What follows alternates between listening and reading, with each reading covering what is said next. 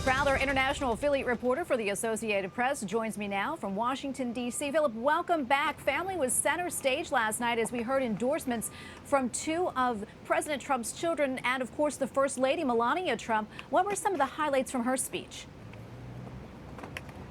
Well, quite a few notable moments there from the First Lady. For example, she paid tribute to those who've died during the coronavirus pandemic and expressed her sympathies for those who have lost loved ones. Now, why is that extraordinary? Because we didn't hear all too many mentions of the pandemic during the second night of the Republican convention, and didn't really either during the first night either. The First Lady, Melania Trump, talking about the invisible enemy here, in contrast to what we heard, for example, from the president, who talks about the China virus usually.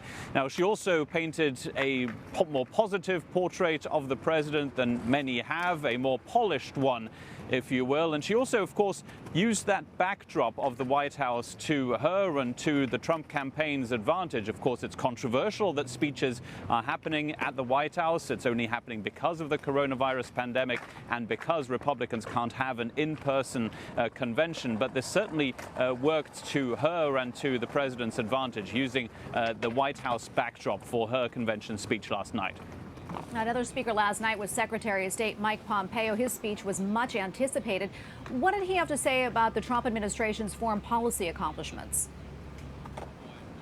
Well, speaking of backdrops, he certainly used his to his advantage, because this was a speech that was actually recorded in Jerusalem during a diplomatic trip that the Secretary of State was on, a pretty controversial statement that he made because of where it was filmed and why, because this was done during an official visit by the Secretary of State, of course. Now, when it comes to the content of his speech, it was essentially praise for the president's foreign policy decisions. First of all, those close to where the speech was made in Jerusalem, with Mike Pompeo talking about the U.S. Embassy having been moved from Tel Aviv to Jerusalem, a longtime president from those who want to be in the Oval Office, and one that this president, of course, kept. He also spoke about the new diplomatic relationship between Israel and the United Arab Emirates. But it was a long litany of foreign policy achievements that he sees from the Trump administration on China, for example, on Iran as well. He went all around the globe, really. But we should again mention the controversy here, and that is that secretaries of state for 48 years haven't addressed a political convention. They simply don't tend to do this because they're not supposed to get involved in political activity while they're in office. But that certainly didn't stop the Secretary of State. The Republican Party, by the way, says that all of what he did for the convention was paid for by the Republican National Committee and not by the American taxpayer. Looking forward to tonight. We're going to hear from Vice President Mike Pence. He's going to be speaking from Baltimore's Fort McHenry. What can we expect from him?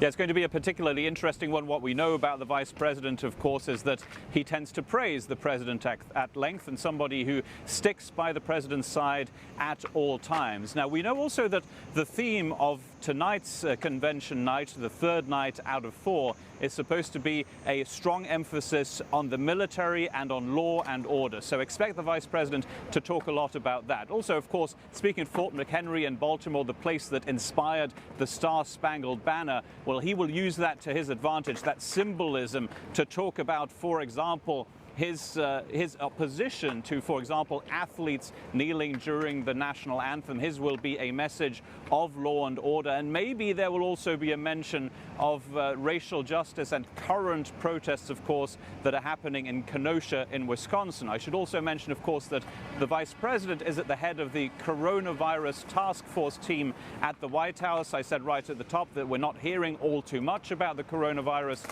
during this Republican convention. Maybe the vice president will talk at length about this administration's reaction to it.